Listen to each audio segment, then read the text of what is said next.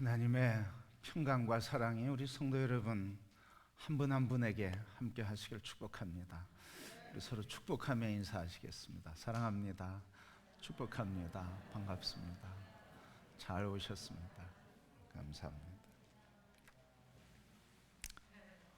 우리 이 시간에 인사하시고 싶고 또 나누고 싶은 분들 같이 인사하시고 교제하면 좋겠습니다.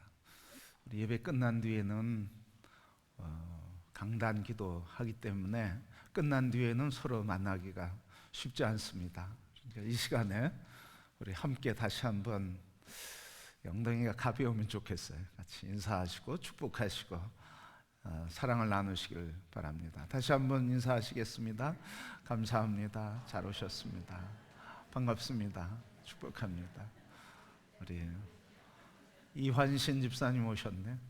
감사합니다. 잠깐 이렇게 박수하시겠습니다. 이환신 집사님. 감사합니다. 축복합니다. 우리 5월달 가정의 달이라고 합니다. 또 가정의 달이기도 하고요.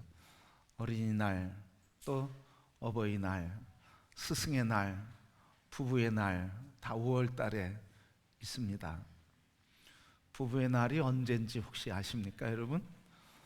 저도 궁금해서 한번 찾아봤어요. 그런데 그게 정설인지 아닌지 모르겠어요. 근데 부부의 날이 21일이래요. 왜 21일인가 그랬더니 둘이 하나 되는 날이래요. 그래서 21일이라 합니다. 우리 5월 가정의 달에 교회에서 프로그램을 좀 준비했습니다. 특별히 다음 세대를 위해서 중고등부 학생 부모 세미나가 22일 날 열립니다. 그 부모 세미나 이후에 우리 6월 첫 주부터는 어머니들을 위한 학교, 지혜의 어머니, 지혜로운 어머니 마더와이즈를 시작하려고 합니다. 그래서 우리 여성들의 지도력, 가정에서 여성의 지도력, 또 사회에서 여성의 지도력을 세우는 일에 우리 교회에서 준비를 했습니다. 우리 참여하시기를 바라고, 또 우리 1:1 제자 양육이 있는데 한 분 한 분들이 예수의 사람으로 건강하게 세워지기를 소원하고 있습니다. 우리 낯선 프로그램일 수 있고 낯선 시간일 수도 있고 경험해보지 못한 1:1의 만남일 수 있습니다. 그럴지라도 우리 마음을 열어서 함께 과정에 참여하실 때 그리스도 예수의 사람으로 더 성숙하고 건강해지고 믿음의 권세가 있어서 능력 있게 살아가는 성도들이 될 줄 믿습니다. 꼭 참여하셔서 1:1 제자 양육은 전화번호 주보에 있는 대로 문자를 보내주셔서 아무개 참여합니다만 해주시면 됩니다. 그리고 학생 부모들 우리 22일 날 토요일 날 오후 3시에 참여하시고, 그 후에 우리 교우들과 또 지역의 어머니를 위한 어머니 학교에 같이 참여해 주시면 좋겠습니다. 어린이날, 특별히 어린이 주일입니다. 그리고 어린이날을 맞이하면 우리 부모님들의 마음은 두 가지 마음일 것이다 하는 생각을 합니다. 어느 부모님은 행복과 기쁨이 가득할 것이고, 또 어떤 부모님은 마음이 안타까움과 미안함이 가득한 부모님이 계실 겁니다. 그래서 건강하고 지혜롭게 성장하는 것을 보면 마음이 기쁘고 행복해요. 그런데 먼 훗날 시간이 지나서 우리 자녀를 바라볼 때 부모님들의 마음은 아프고 미안합니다. 왜 그런가 하면 더 성장하는 과정에서 잘 해주었으면 좋았을 것을, 그때 이렇게 해달라고 했을 때 그걸 해주었으면 하는, 그래서 해주지 못한 것 때문에, 더 해주지 못한 것 때문에, 더 잘 해주지 못한 것 때문에 후회가 되고 마음에 아픔이 남아 있습니다. 그래서 우리 어린이 주일이 되고 어린이날을 맞이하면 부모님들의 마음은 이런 두 마음이 있습니다. 그래서 이런 소원도 생기죠. 다시 자녀를 양육할 수 있으면 얼마나 좋을 수 있을까? 내가 다시 양육한다고 하면 더 잘해줄 수 있을 텐데 하는 마음과 아쉬움, 또 소원을 갖게 됩니다. 그러나 성도 여러분, 우리 자녀들을 갖고 있는 부모들은 어린 자녀들을 정말 오늘 말씀을 통해서 믿음의 자녀로 잘 양육하기를 소원합니다. 또 자녀가 이미 장성한 부모들은 제2의 양육이 되는 우리 손자, 손녀들을 잘 믿음으로 양육하는 기회가 되기를 소원합니다. 그런데 이것도 없는 분들, 어떻게 자녀를 양육할까? 자녀 양육은 끝난 것이 아닙니다. 육신의 자녀의 양육은 끝났다 할지라도 우리 하나님께서 모든 족속으로 제자를 삼으라 말씀하셨으니까 우리 영적인 자녀를 삼고 영적인 자녀를 하나님이 기뻐하시는 자녀로 영적 부모가 되어서 다음 세대를 세우는 축복의 기회가 있는 줄 믿습니다. 그러기에 우리 모든 성도 여러분, 육신의 자녀를 포함해서 주님이 기뻐하시는 그 나전 자녀들과 더불어서 오늘 예수 그리스도의 사랑을 나누고 예수 그리스도의 사랑을 전하며 예수 사랑의 사람으로 세워지는 영적 다음 세대를 세우는 영적 아버지와 어머니들로 우리 금호교회가 다 일어나게 되는 역사가 있기를 소원합니다. 그래서 여러분 모두가 다 육신의 자녀를 넘어서서 영적인 다음 세대를 세우는 오늘 이 시대의 영적인 부모들, 다음 세대를 지도자로 세우는 오늘 이 시대의 지도자가 되는 성도 여러분, 그래서 우리 모두가 다 하나님이 기뻐하시는 다음 세대를 세우는 영적 부모가 다 되시기를 소원합니다. 우리 영적 부모가 된 모든 분들 그 소원대로 우리 교회와 성도를 통해서 다음 세대가 불일듯 일어나고 아주 다음 세대로 시끄러운 교회가 되기를 소원합니다. 너무 조용해. 요즘 아기가 웃는 울음소리가 없는 교회는 불행한 교회.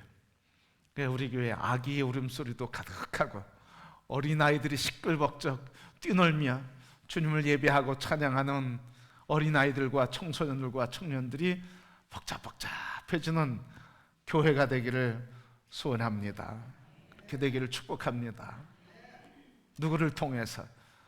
우리 영적 부모인 우리를 통해서 오늘 이 시대 다음 세대를 세우는 영적 지도자인 여러분들을 통해서 하나님께서 역사를 이루어 가시기를 소원합니다.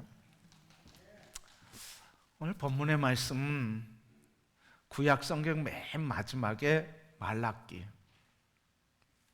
이후에 하나님이 400여 년 동안 침묵하셨어요. 하나님 왜 침묵하셨을까요?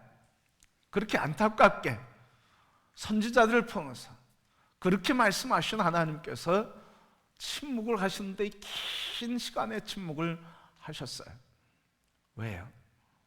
한마디로 이야기하면 말 듣지 않아서, 말을 해도 듣지 않으니까, 많은 말을 해도 소용이 없으니까. 그래서 하나님께서 말을 안 하셨어요. 언제까지? 그 말을 들을 때까지. 우리 자녀를 양육하면서 그런 경험 하시죠?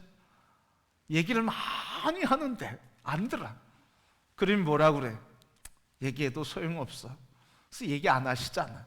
그러면 언제 얘기해?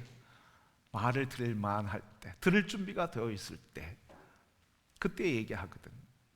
그러니까 400여 년 동안 하나님께서 말씀을 안 하셨어요. 그렇게 말을 해도 듣지 않으니까 이 백성들이 내 말에 귀 기울일 때까지 내가 들으리라. 그 과정에 이스라엘이 다시 몰락하게 되고 찢어지게 되고 흩어지게 되고 온 아픔을 경험한 뒤에 비로소 하나님께서 오늘 이 말씀을 우리에게 허락해 주시는 거예요. 그 400여 년 동안 침묵하신 뒤에 하나님께서 첫 말씀을 하신 것이 오늘 누가복음 3장 1절부터 14절의 말씀에 나와요. 그 첫 말씀이 뭐냐면 이렇게 말씀하셨어요. 요약하면 이런 거예요. 하나님의 말씀이 빈들에서 사가랴의 아들 요한에게 임한지라. 독사의 자식들아, 임박한 진노를 피할 줄 아느냐? 회개에 합당한 열매를 맺어라. 열매를 맺지 아니하는 나무마다 찍혀 불에 던지리라. 14절까지 말씀 요약하면 그거예요. 회개하라, 독사의 자식들아. 하나님의 말씀이 빈들에 있는 사가랴의 아들 요한에게 임하여 말씀하시는데, 회개하라, 회개에 합당한 열매를 맺으라. 맺지 않은 나무마다 이미 도끼가 그 앞에 있으니 다 찍혀 넘어지리라. 400여 년 만에 하나님의 말씀이 사가랴의 아들 요한을 통해서 첫 음성이 들려주는 거예요. 바로 성도 여러분, 하나님께서 이 요한을 통해서 하나님의 말씀을 다시 하시기 시작하셨는데, 왜? 오늘 말씀에 이 13장 2절 이하의 말씀에 보면 하나님께서 사가랴의 아들 요한이라고 말씀하셨을까요? 그냥 요한이라고 하지 않고 왜 굳이 거기에다 덧붙여서 사가랴의 아들 요한이라고 말씀하셨을까 하는 거예요. 거기엔 분명한 이유가 있습니다. 분명한 뜻이 있습니다. 바로 하나님께서 침묵의 시대를 마감하고 하나님이 다시 말씀하시며 이 민족을 다시 회복하시는 새 역사를 이루는 새 시대의 문을 여는, 그 새 시대의 문을 여는데 하나님께서 요한을 통해서 여시는데, 그 여시는 그 역사 속에 요한 이전에 사가랴를 먼저 말씀하신 거예요. 왜 그랬습니까? 요한은 사가랴의 아들이었기 때문에 그래요. 다시 얘기하면 요한이 하나님의 부르심을 받는 그 일에는 사가랴의 역할이 있었다는 거예요. 하나님께서 사가랴를 통해서 요한을 준비시켰고, 하나님께서 사가랴를 통해서 하나님의 새 시대를 여는 새 인물을 만들어 놓으셨다고 하는 말씀입니다.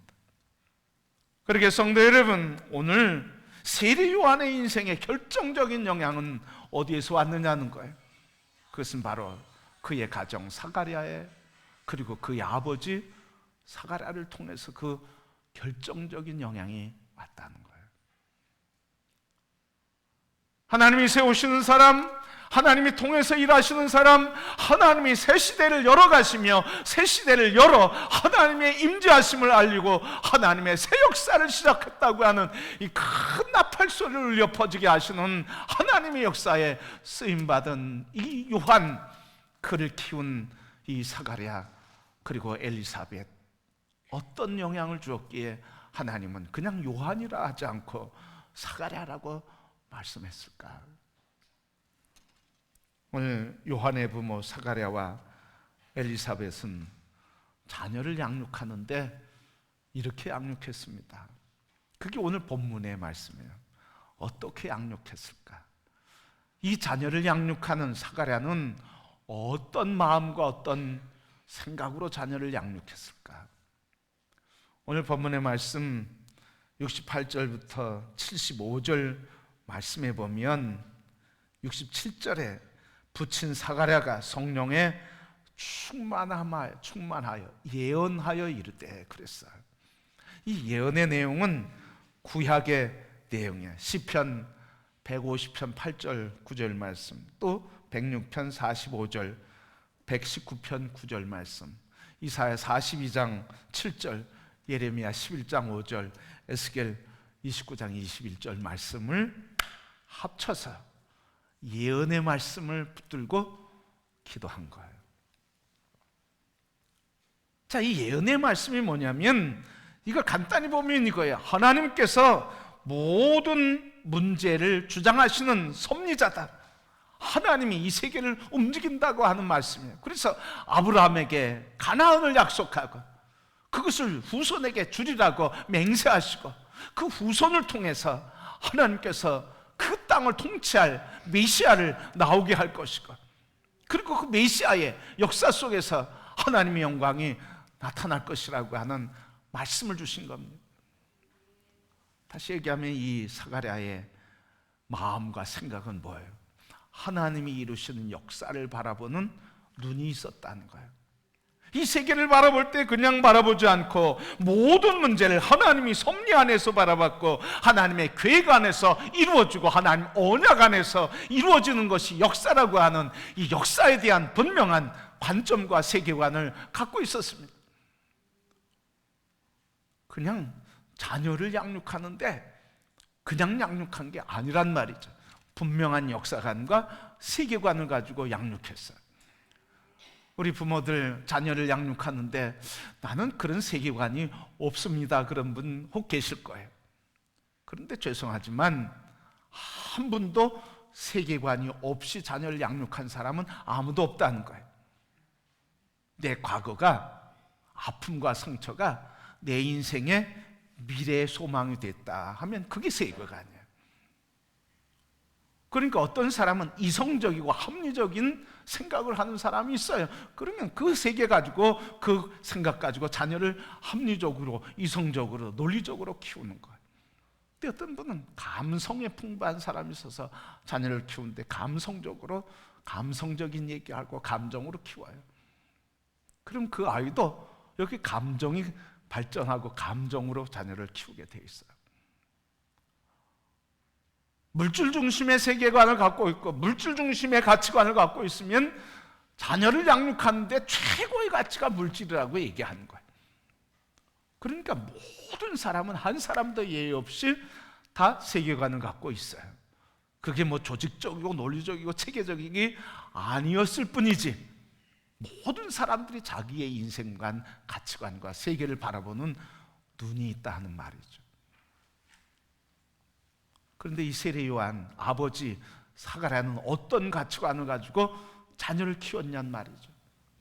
그것은 하나님이 역사를 창조하시고 하나님이 부패하고 타락한 인간을 구원하시고자, 그래서 메시아를 보내셨고 메시아를 통해서 십자가에, 그리스도 예수를 달려 십자가에 달려 모든 죄를 용서하시고 구원하시며, 그래서 우리는 그 예수 그리스도를 믿는 자마다 죽어도 살아나고 어떤 질병과 병마 속에서도 승리의 삶을 살며 인생의 시련과 고난 속에서도 승리케 하시는 하나님의 구원을 경험하고 누리게 될 것이라고 하는 이 세계관을 갖고 살아가게 된다 하는 말씀이에요. 그러니까 여러분, 자녀를 그리스도의 사람으로 세우기 위해서 먼저 해야 될 게 뭐냐? 하나님의 기쁨의 자녀로 세우기 위해서 먼저 부모가 준비해야 될 게 뭐냐?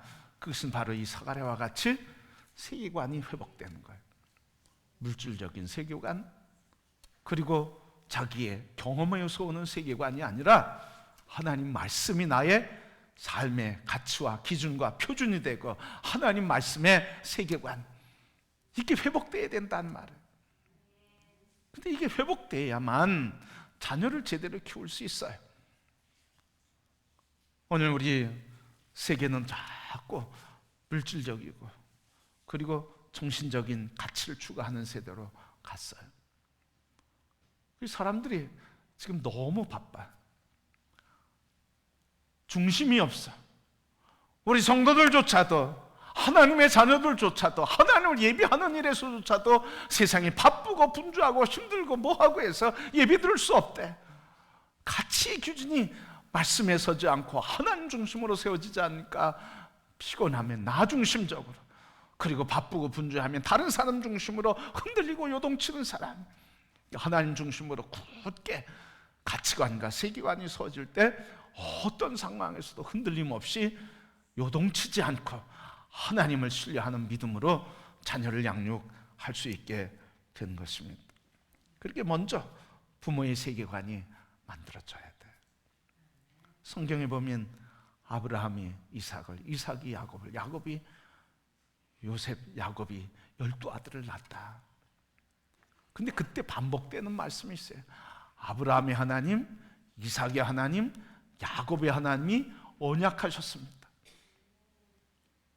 아브라함을 통해서 언약하신, 그래서 그 언약을 이루신 하나님, 언약을 성취하신 하나님에 대해서 이스라엘 백성들이 계속 고백하고 있는 거예요. 하나님이 창조하셨고 아브라함을 불러서 아브라함에게 복을 언약하시고, 그리고 그 나라를 언약하시고, 거기에서 왕이 태어났고, 그리고 열방들이 거기서 나올 것이다. 하나님의 나라가 이루어질 것이고, 가나안을 줄 것이고, 가나안에서 영원한 하나님 나라가 이루어질 것이라고 하는 이 약속의 말씀, 하나님이 말씀하신 그 말씀을 붙들고, 그것이 아브라함을 통해서, 이삭을 통해서, 야곱을 통해서 오늘 그리스도 안에 있는 우리들에게까지 그 얘기를 해주고 계신 것. 여러분, 이게 어디에서 이루어졌습니까? 이게 가정에서 이루어진 거예요. 부모를 통해서 이루어진다 하는 말씀이죠. 이 꿈은 포기된 적이 없어요. 야곱도 자기 자녀들과 함께 애굽으로 잠시 내려가 있는 동안에 이 꿈을 포기하지 않았어요. 그 아들 요셉도 가나안 땅, 거기를 회복해 주실 하나님의 언약을 포기하지 않았어요. 그래서 야곱도 요셉도 동일하게 죽으면서 한 말이 있어요. 내가 죽으면 내 시신을 가나안 땅 막벨라 굴에 나를 묻어다오. 그리고 요셉도 자기 형제와 자녀들에게, 후손들에게 내가 죽으면 나도 올라가기를 원한다. 약속의 땅에 올라가기를 원한다. 그래서 그 말씀에 보면 모세가 요셉의 해골을 들고 행진했다고 말하고 있어요. 그 세계관이 뭐였습니까? 하나님이 언약하신 것을 이루고, 그 이루시고, 그래서 이루시는 나라에 내가 거할 것이라고 하는 이 하나님의 역사를 믿는 믿음으로 살아 그들이 그 땅을 차지하고 지금도 세계를 통치하는 위대한 역사를 이룸으로써 하나님 살아계심을 증거하고 있는 줄 믿습니다.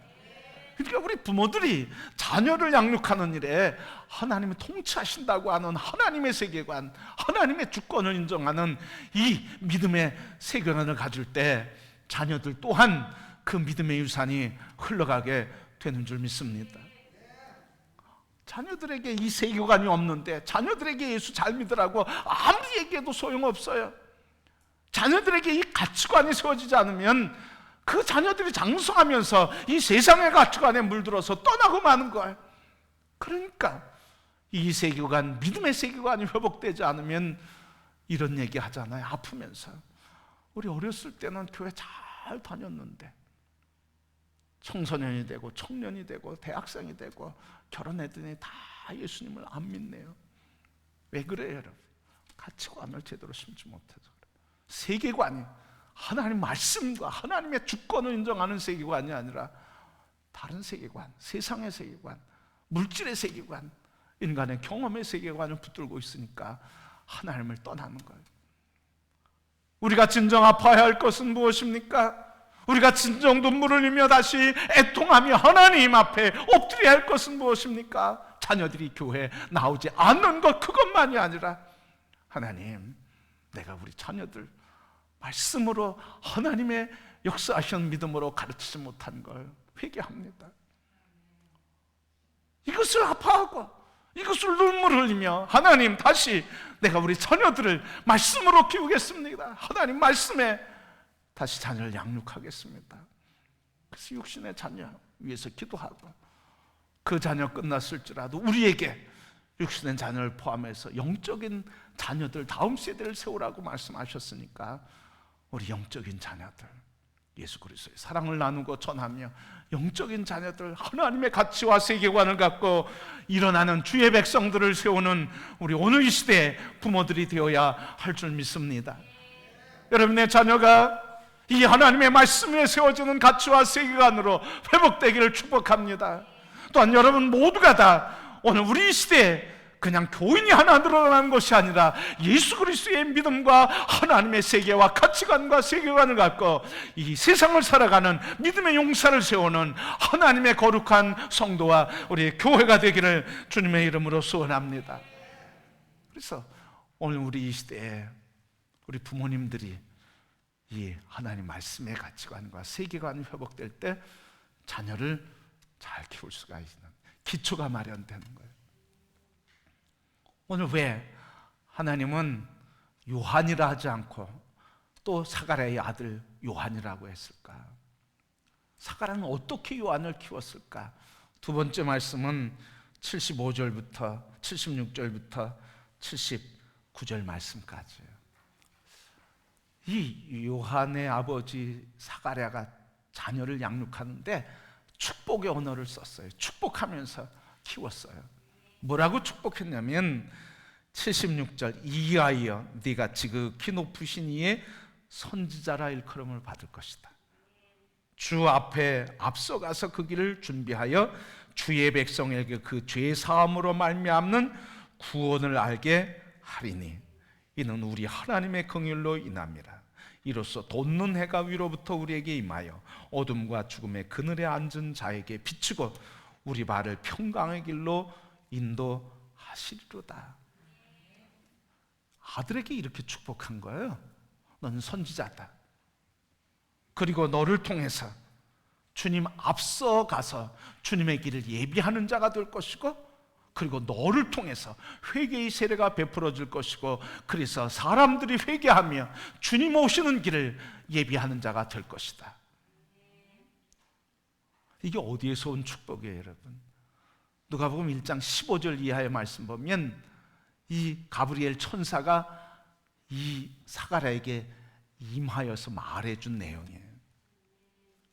네가 아들을 낳을 것이다. 사가랴야, 아들을 낳을 것인데 그 아들은 하나님이 보내주고 하나님의 선물이고 이름도 요한이라 할 것이고 그가 선지자가 될 것이고, 그리고 주님 묘실 메시 앞서서 길을 준비하는 자가 될 것이고 회개의 세례를 베풀 것이고, 이런 얘기를 쭉 예언해 줬는데 아버지 사가랴가 아들에게 자기의 생각을 축복한 것이 아니라 하나님의 말씀을 그대로 선포하면서 축복했어요. 우리의 축복하는 것과 얼마나 다릅니까? 우리는 욕망에 근거한 축복을 하고 있어요. 걱정과 근심에 근거한 축복을 하고 있어요. 공부 잘해라. 열심히 해야 먹고 산다. 아주 열심히 해라. 그래야 경쟁에 이길 수 있다. 그렇게 해가지고 경쟁에 이길 수 있고 성공할 수 있겠느냐. 그러면서 우리 아픔에 근거해서 자꾸 아이들에게 뭘 하라고 이야기해요. 그것이 인간의 아픔과 욕망에 근거한 축복이 되는 거예요. 그런데 오늘 이 사가랴는 어떻게 축복했습니까? 하나님이 이루실 계획을 듣고 하나님이 이루시는 역사 속에서 하나님이 이루실 그 일을 자녀에게 선포한 거예요. 믿음으로. 우리의 축복과는 너무 다르지 않습니까? 하나님이 새 시대를 열어가는 사람, 오늘 이 어둠의 그늘 속으로 점점 빨려들어가는 이 어둠의 세대에 하나님께서 지금 말씀하시며 새 역사를 준비하시고 새 시대를 만들어 가시기를 기뻐하시고 지금 간절히 소원하시는 이 시대에 우리가 진정으로 그 하나님의 마음과 하나님의 애통함을 알고 하나님의 눈물을 안다고 할 때 오늘 이 소리를 들어야 할 줄 믿습니다. 우리가 자녀를 축복할 때 아픔과 욕망에 근거한 축복이 아니라 오늘 하나님이 이루시고 통치하시고 그래서 이루고자 하시는 그 약속의 말씀을 붙들고 그것이 꿈이 되고 그것이 비전이 되고 그것이 기도가 되고 그것이 눈물이 되어서 자녀들에게 믿음으로 선포할 때 하나님께서 이루고자 하신 그 뜻을, 그 기도를 들으셔서 그 기뻐하시는 뜻을 이루어 하나님의 영광을 이루실 줄 믿습니다. 이게 부모들이 준비해야 될, 준비하는 과목이어야 되는 거예요. 우리 자녀들을 양육하는데 바로 부모가 성경의 세계관, 하나님의 관점, 이걸 가지고 선포하고 축복하는 믿음의 말 한마디가 우리 자녀의 인생을 바꾸며 하나님의 영광의 역사를 이루게 하는 것입니다. 그러니까 하나님의 사람으로 세워지는 건 교회가 세우기 이전에 어디서 세워지는 거예요? 가정에서 세워지는 거예요. 가정에서 누가 세우는 거예요? 아버지 어머니가 세운 거예요. 그 아버지 어머니는 어떤 거로 세운 겁니까? 하나님의 가치관과 세계관과 이 성경이 이루시는 역사관을 가지고, 그래서 하나님의 구원의 가치관으로 무장할 때 자녀들에게 하나님의 역사하심을 말할 수 있는 거예요. 아무리 사랑해라, 아무리 교회 다녀라, 아무리 믿음으로 살아라, 아무리 섬기며 살아라고 얘기해서 그가 그렇게 되는 게 아니라, 내가 부모인 우리가 먼저 그리스도의 말씀으로 보장하고 그리스도 예수의 사랑으로 섬기며 살아갈 때, 그것이 자녀들에게 본이 되며 그것이 능력이 되어서 자녀들도 그 삶을 따라 하나님의 역사를 이루는 사람이 되는 것입니다. 그러니까 믿음으로 하나님이 이루시는 일을 말할 때 하나님은 역사하시고 능력으로 다음 세대를 세워주시는 것입니다. 우리 성도 여러분, 먼저 우리의 세계관이 하나님 중심, 하나님이 구원하시고 어떤 상황 속에서도 하나님 나라를 이루신다고 하는 이 세계관으로 회복되기를 소원합니다. 그리고 그 믿음 안에서 낙심하고 절망한 자녀들에게 그냥 얘기하고 그냥 아파하는 게 아니라, 하나님이 너를 도우시고 너를 통해 영광의 역사를 준비하셨으니 너는 하나님을 바라보고 하나님을 신뢰하라, 그가 너를 일으키고 세울 것이라고 믿음으로 말하는 성도, 말하는 부모가 되기를 축복합니다. 말 한마디, 이 믿음의 말 한마디, 하나님의 역사를 믿는 믿음의 말 한마디가 인생을 바꾸고 하나님의 역사를 이루는 거예요. 그래서 민수기 14장 28절 말씀에 보면 그들에게 이르기를, 여호와의 말씀에 내 삶을 두고 맹세하노라. 너희 말이 내 귀에 들린 대로 내가 너희에게 행하리라. 열왕기하 19장 28절, 네가 내게 향한 분노와 내 교만한 말이 내 귀에 들렸도다. 그러므로 내가 갈고리를 네 코에 꿰고 재갈을 네 입에 물려 너를 오던 길로 끌어 돌이키리라 하셨나이다. 하나님께서 말 한마디를 통해 기적을 일으키시겠다는 거예요. 그 말 한마디는 하나님의 역사를 이루는 기적이에요. 그러니까 말하는 우리가 하나님의 역사와 그리고 하나님의 통치를 믿는 믿음으로 말할 때 하나님의 자녀들, 하나님 나라는, 그리고 새 시대를 여는 하나님의 자녀들이 세워지는 줄 믿습니다. 1909년 10월 26일 오전 9시 30분에 하얼빈역에서 안중근 열사가 이토 히로부미를 저격했어요. 그래서 체포되었고 그 다음에 2월 14일 사형 선고를 받게 됐습니다. 사형 선고를 받았다고 하는 이 소식을 어머니 조 마리아 여사가 듣게 되었습니다. 그리고 편지를 보냈습니다. 류순 감옥에 투옥되어 있는 30살의 아들 이 안중근에게 이렇게 편지했습니다. 네가 어미보다 먼저 죽는 것을 불효라고 생각하면 이 어미는 웃음거리가 될 것이다. 너의 죽음은 너 한 사람 것이 아니라 조선인 전체의 공분을 짊어진 것이다.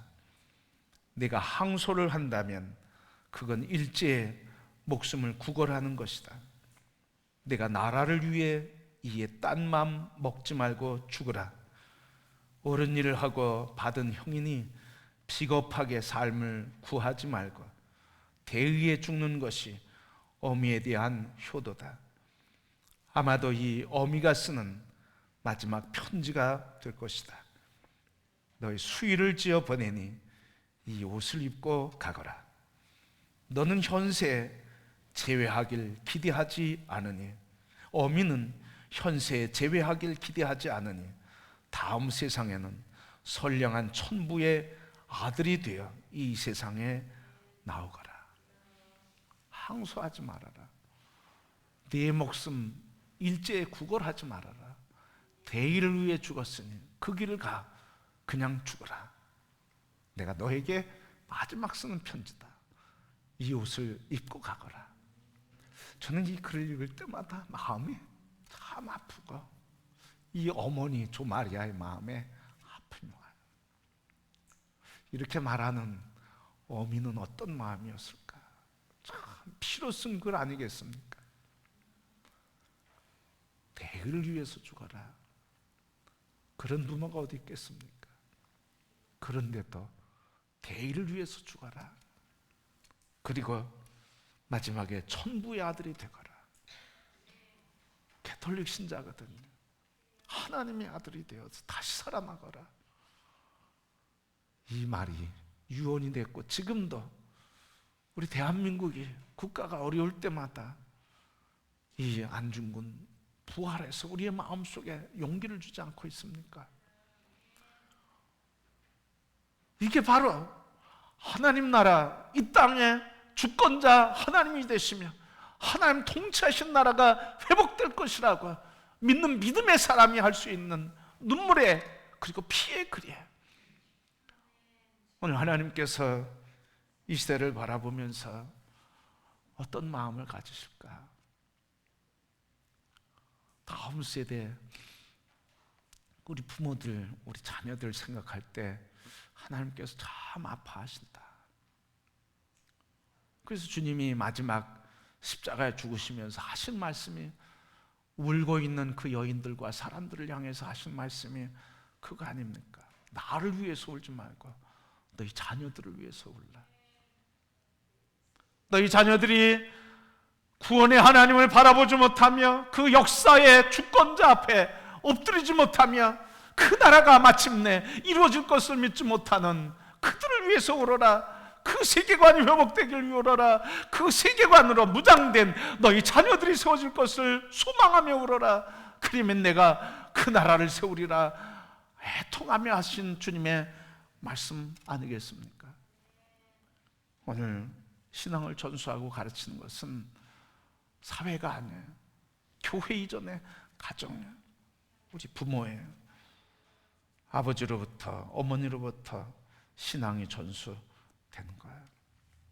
하나님을 예배하는 것, 하나님을 사랑하는 것, 이웃을 사랑하고 섬기는 것, 그리고 믿음의 유산을 물려준 것, 다 부모를 통해서 이루어지는 거예요.